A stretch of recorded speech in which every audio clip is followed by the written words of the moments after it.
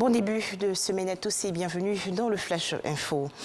En Côte d'Ivoire, début aujourd'hui du dépôt des dossiers de candidature pour l'élection des députés à l'Assemblée nationale. Ce processus va s'achever le 20 janvier prochain. Les législatives 2021, elles, vont se dérouler le 6 mars prochain. Dans l'édition de 13h, nous allons revenir sur le message à la nation ivoirienne du président de la République, Alassane Ouattara.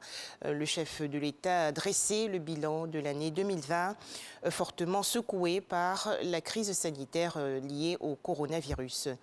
Le président de la République de Côte d'Ivoire a ainsi rappelé les grandes décisions prises pour réduire les effets négatifs de la Covid-19 sur les secteurs de l'économie nationale. Toujours en Côte d'Ivoire, des entreprises de transport récompensées récemment lors d'une cérémonie. À noter que la société de transport abidjanais, la Sotra, a remporté le Grand Prix des transports africains édition 2020. Air Côte d'Ivoire et le port autonome de San Pedro également lauréates.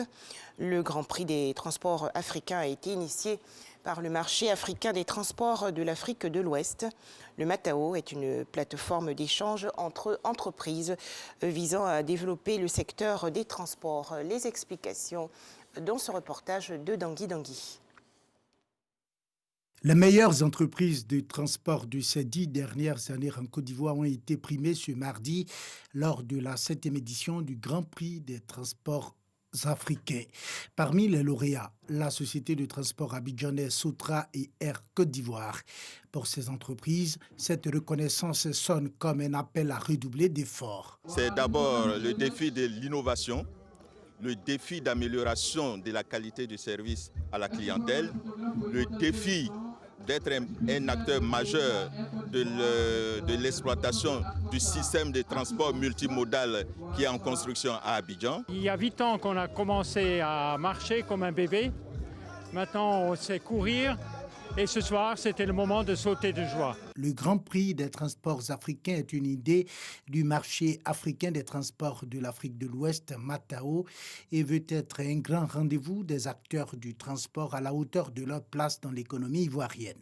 Il n'y a pas d'une économie conquérante, une économie dynamique, si le système de transport n'est pas efficace, n'est pas performant. Donc, nous avons amené les opérateurs des transports à prendre conscience qu'ils sont des éléments essentiels, des bâtisseurs de notre économie. En plus des lauréats, plusieurs autres entreprises de transport ou personnalités ont reçu des prix d'encouragement ou de reconnaissance pour leur engagement dans le développement du secteur des transports en Côte d'Ivoire. À présent, l'actualité hors de chez nous. En Centrafrique, des groupes armés ont pris le contrôle hier de la ville de Bangassou après avoir lancé une attaque à l'aube. Information rapportée par le bureau régional de la MINUSCA dans la ville. Et cela à la veille des premiers résultats de l'élection présidentielle.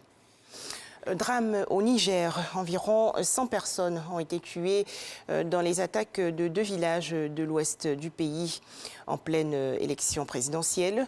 Il y a eu également 25 blessés, dont certains ont été évacués à Niamey, la capitale. Ces tueries ont été perpétrées le 2 janvier dernier par des terroristes venus à bord d'une centaine de motos. Enfin, aux États-Unis, la démocrate Nancy Pelosi, réélue hier à la tête de la Chambre des représentants lors de la première session de travail du 117e Congrès américain. Nancy Pelosi a obtenu une courte majorité de 216 voix contre 209. Voilà, merci de nous avoir suivis. À 13h, le journal.